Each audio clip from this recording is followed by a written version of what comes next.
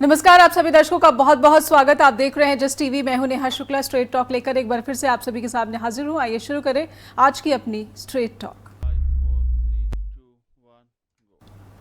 तो अमेरिका के विदेश मंत्री मार्को रूबियो ने भारत के विदेश मंत्री जयशंकर और पाकिस्तान के प्रधानमंत्री शहबाज शरीफ से बातचीत की है और उसके बाद कहीं ना कहीं ऐसा कहा जा रहा है कि क्या भारत दबाव में आ गया है या फिर भारत जो है इस वक्त पाकिस्तान के खिलाफ एक बड़े हमले की प्लानिंग कर रहा है, क्योंकि अरब सागर में जो उसके युद्धपोत है वो देखे जा रहे हैं। वहाँ पर प्रैक्टिस चलाई जा रही है इंडियन नेवी की तरफ से और कहीं ना कहीं हाई अलर्ट पाकिस्तानी सेना लगातार खुद को करी हुई है और उसने एक बड़ा बदलाव भी करा है, जो कि आईएसआई चीफ जनरल मलिक उनको बनाया गया है एनएसए। ये पद जो कि 2022 के बाद से लगातार खाली था, अब इस पर आईएसआई चीफ को कमान सौंप दी गई है। तो पाकिस्तान के इस कदम को कैसे देखा जाना चाहिए और उसके साथ ही कुछ सवाल और भी हैं जो हम चाहते हैं कि पहले अपने दर्शकों के सामने इन फैक्ट्स और सवालों को रखें, उसके बाद आज के अपने एक्सपर्ट से समझने की कोशिश को आगे बढ़ाएंगे। तो एक नज़र आप अपने टीवी स्क्रीन पर कि पहलगाम हमले के गुनहगारों को कल्पना से परे देंगे सजा, ये बयान है प्रधानमंत्री नरेंद्र मोदी का। और अब जब 8 दिन बीत चुके हैं पहलगाम आतंकवादी हमले के, तो प्रधानमंत्री नरेंद्र मोदी के इस बयान के क्या मायने निकाले जा रहे हैं? क्या अमेरिका ने भारत और पाकिस्तान को खामोश करा दिया है? क्योंकि तनाव को कम करने की जो सलाह है वो मार्को रूबियो ने जयशंकर को भी दी और शहबाज शरीफ को ये भी कहा है कि आप जांच में, जो निष्पक्ष जांच होगी उसमें सहयोग करिए।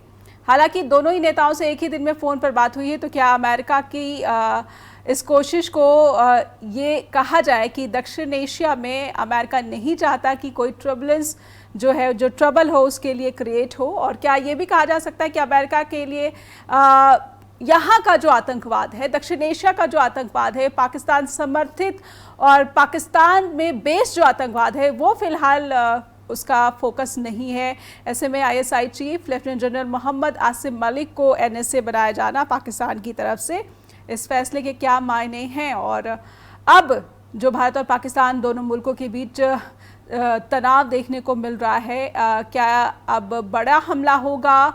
युद्ध टल चुका है? बहुत सारे सवाल हैं। या फिर जो आतंकवादियों के खिलाफ ऑपरेशन है इसको अब एक बिल्कुल ही अनोखे या फिर एक डिफरेंट स्टाइल में प्लान किया जा रहा है? हमारे साथ मेजर जनरल राजन कोचर जुड़ चुके हैं, डिफेंस इश्यूज एक्सपर्ट। सर बहुत बहुत स्वागत करती हूँ मैं आपका स्ट्रेट टॉक पे। धन्यवाद Neha, thank you for inviting me. जी सर, सबसे पहला सवाल, मार्को रूबियो ने एक ही दिन में फ़ोन पर बातचीत की है शहबाज शरीफ और जयशंकर से।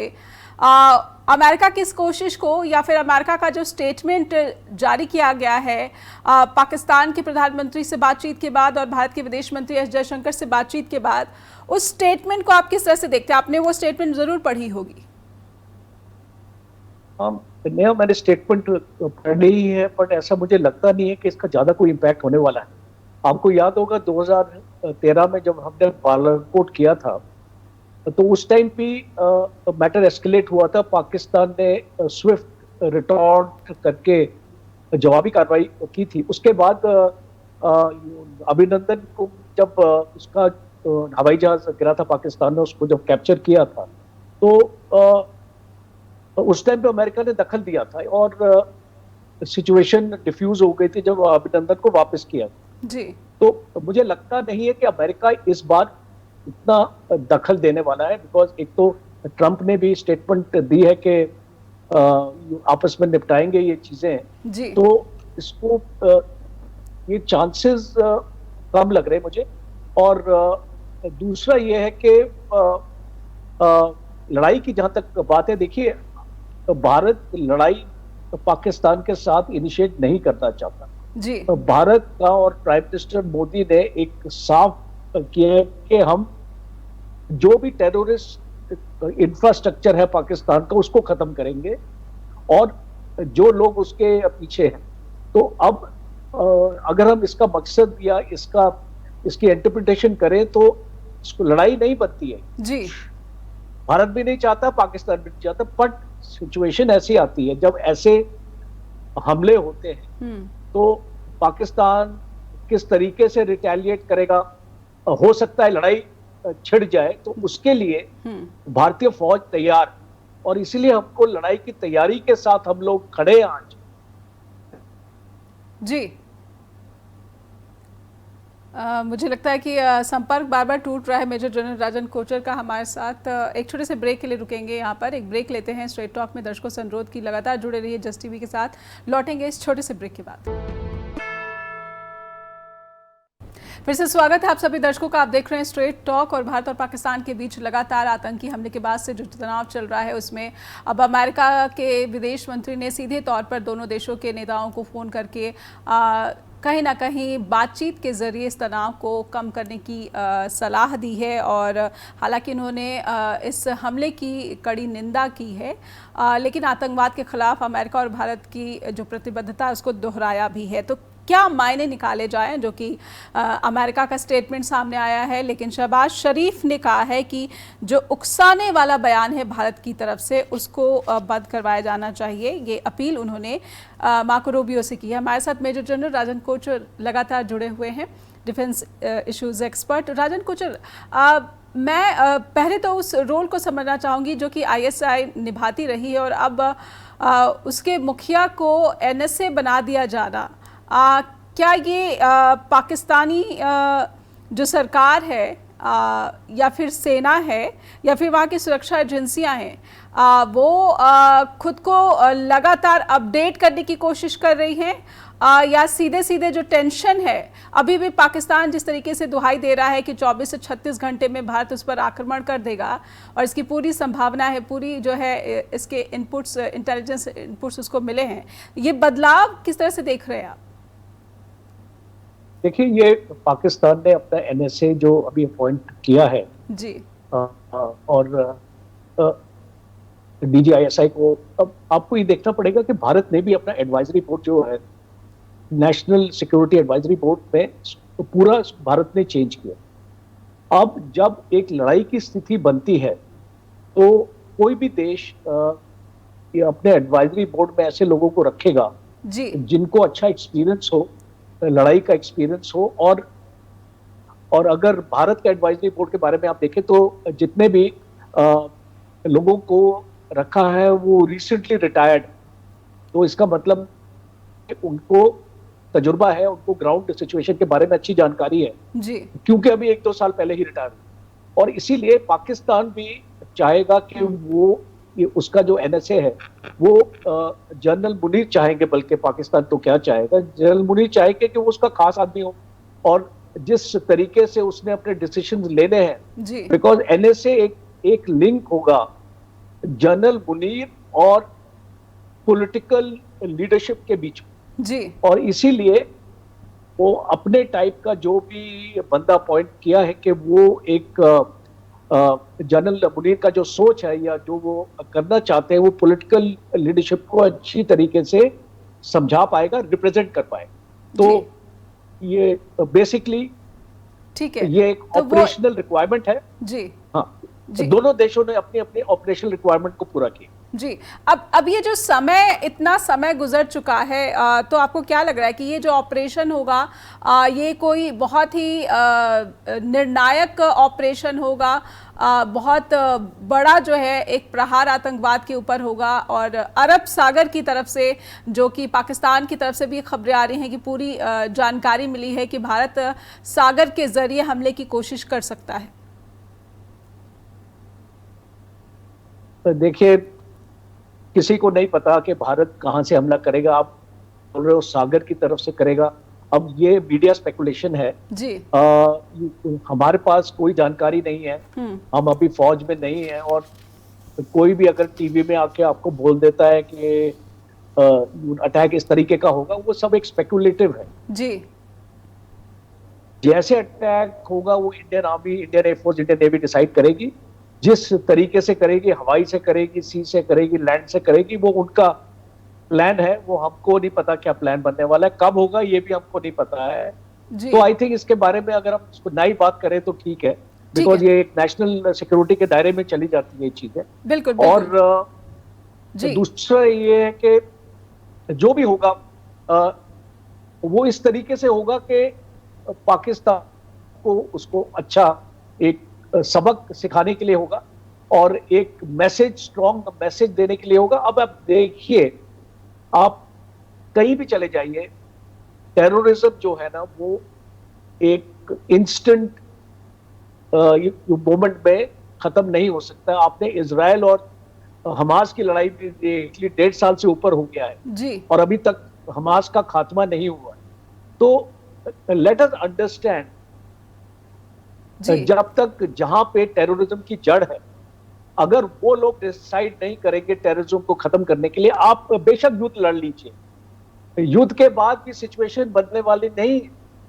सो वी हैव टू अंडरस्टैंड कि पाकिस्तान को कैसे तकलीफ देनी है। इंडस वाटर ट्रीटी एक ऐसी चीज थी जी जिसमें हमने पाकिस्तान को तकलीफ दी थी।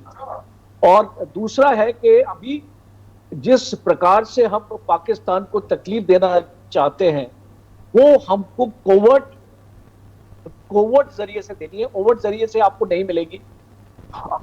जितना पाकिस्तान की इंटरनल सिचुएशन को डिसरप्ट कर सकते हैं उतना ही आपके लिए अच्छा रहेगा। तो जी हमारी जो स्ट्रेटजी है उस स्फीयर में जानी चाहिए, कोवर्ट के स्फीयर में जानी चाहिए। बिकॉज ओवर्ट का क्या होता है कि आज आपने हमला किया, पाकिस्तान आपको जवाब देगा। हो सकता है लड़ाई आपकी हो 1 महीना चले, 2 महीना चले, उसके बाद क्या। जी बहुत जरूरी है कि एंड स्टेट, आप क्या एंड स्टेट चाहते हैं इस लड़ाई का, वो एंड स्टेट हासिल करने के लिए क्या आपकी पास कैपेबिलिटीज हैं। ये सारे सवालों के आपके पास जवाब होने चाहिए, तभी आप एक लड़ाई में जा सकते हैं। जी बिल्कुल, एंड स्टेट की बात कर रहे हैं, तो अगर मैं इस तरीके से भारत की पॉलिसी को देखूं या फिर स्ट्रैटेजीज का नाम दे दीजिए इसे, पाकिस्तान को अलग थलग करने की कोशिश तो भारत लंबे समय से कर रहा है, कई सालों से ये प्रयास चल रहा है। लेकिन अब ऐसा लग रहा है कि फिर से अमेरिका की नज़र में पाकिस्तान फिर से करीबी हो गया है, क्योंकि ट्रंप भी कह चुके हैं कि मेरे लिए भारत भी परम मित्र है और पाकिस्तान भी जो है वो करीबी देश है। तो कहीं ना कहीं अमेरिका से एक बड़ा झटका इस मुश्किल वक्त में भारत को। देखिए, अमेरिका अपनी प्रॉब्लम्स में जूझ रहा है। आप देखिए कि इजराइल में, गाजा में, सीरिया में, यमन में हौथीज के साथ, साउथ चाइना सी, जो इंडो पैसिफिक में भी अमेरिका अपना फोर्सेस को लगाए हुए है। अफ्रीका में अमेरिका की इन्वॉल्वमेंट है, सूडान, साउथ सूडान में। तो हम जब ये पूरा एरिया देखते हैं तो साउथ एशिया आज अमेरिका के लिए इतना इंपॉर्टेंट नहीं जी।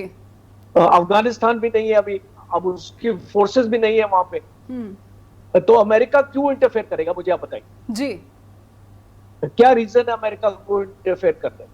और इसीलिए अमेरिका ने एक ऐसी न्यूट्रल स्टेटमेंट दी है कि वो दूर रहना चाहता है इन चीजों से। मुझे नहीं लगता अगर लड़ाई छिड़ेगी भी तो अमेरिका जो ओपनली भारत को सपोर्ट करेगा। अमेरिका से हमारी एग्रीमेंट्स है, हमारी स्ट्रेटेजिक एग्रीमेंट्स है, वहां से हमको हेल्प मिल सकती है जी। बट ये उससे ज्यादा हम अमेरिका से उम्मीद नहीं रख सकते हैं। और नेहा जी, एक चीज आपको याद रखनी पड़ेगी, you have to fight your own battles. जी, आपको अपने युद्ध खुद लड़ने पड़ेंगे, कोई बाहर से आके आपका युद्ध आपके लिए नहीं लड़ने वाला। बिल्कुल बिल्कुल, आपने सही कहा। तो अगर अमेरिका न्यूट्रल है तो ये सिचुएशन इंडिया के लिए अच्छा या फिर एक बुरा संकेत, क्योंकि आने वाले दिनों में भी जब भारत की विदेश नीति की बात होगी, क्योंकि अमेरिका की विदेश नीति में बदलाव आ रहा है, तो भारत की विदेश नीति में भी इसका असर देखने को मिल सकता है कि नहीं।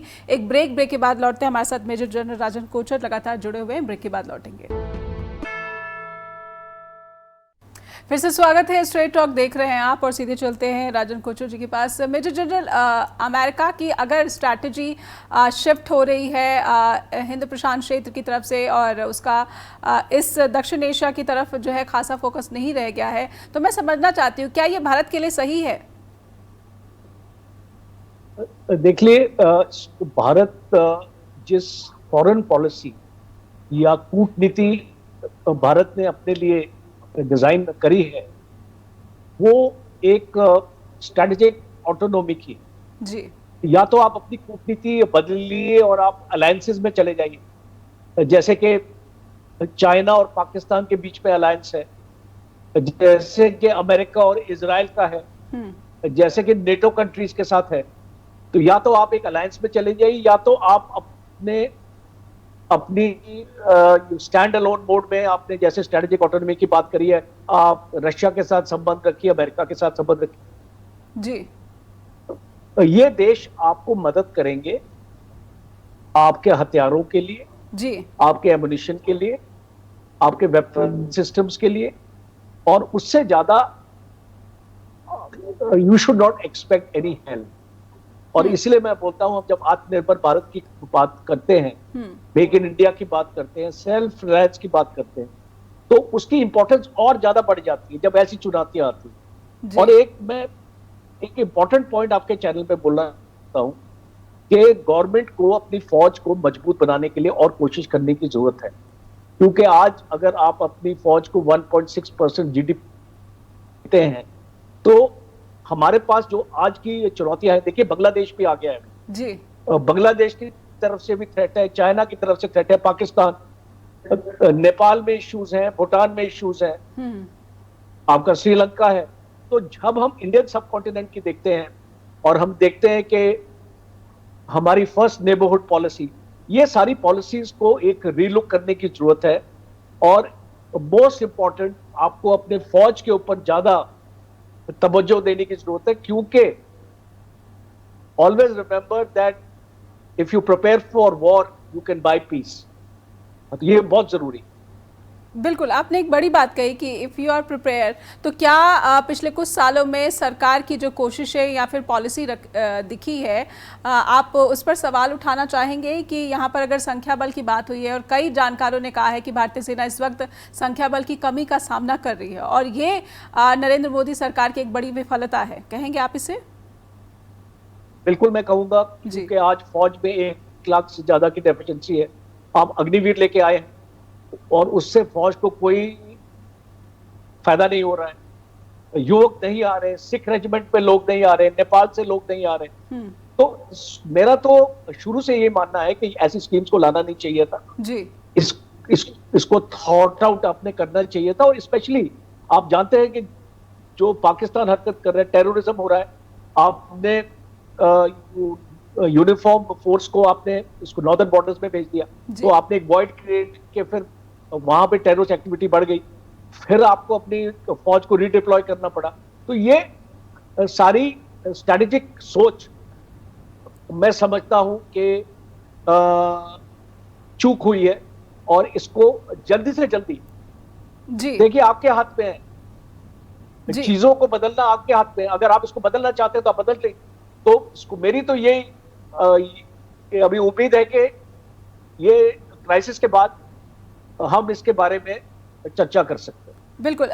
राजन सर, मैं ये भी समझना चाहती हूँ कि अगर ये चूक सरकार की तरफ से हुई है, तो वहाँ पर सुरक्षा में जो चूक हुई है, बैसरन घाटी में सुरक्षा में जो चूक हुई है, उस पर आपकी क्या सोच या फिर आपका क्या आकलन? क्योंकि जो आतंकवादी आए और वो कहाँ गायब हो गए, या फिर वो स्केप रूट से वापस पाकिस्तान लौट गए हैं, इस थ्योरी पर या फिर इस आशंका पर आपकी क्या टिप्पणी? देख ले, वर्ल्ड में ऐसी कोई गवर्नमेंट नहीं है जहां इंटेलिजेंस फेलियर नहीं होता जी। आपने अमेरिका भी जब 9/11 देखा तो वहां भी इंटेलिजेंस फेलियर था, जब वो टेररिस्ट अटैक अमेरिका में हुआ। आपने इजराइल में देखा 7 अक्टूबर का जो अटैक था, वो भी एक इजराइल के इंटेलिजेंस फेलियर था। आपने 1999 में कारगिल देखा, वो भी एक इंटेलिजेंस फेलियर था। चाइना का भी आपने देखा गलवान पहले, वो भी एक इंटेलिजेंस। तो हमको एक्चुअली सीख लेनी चाहिए इन चीजों से जी। अब 100% फुल प्रूफ आप नहीं कर पाएंगे अपने सिस्टम्स को, कहीं ना कहीं तो फेलियर जरूर होगा। तो हमको वो एक्सेप्ट करना चाहिए, but at the same time कोशिश ये रहनी चाहिए कि ये जो फेलियर रेट है, ये बार बार हमको तंग ना करें।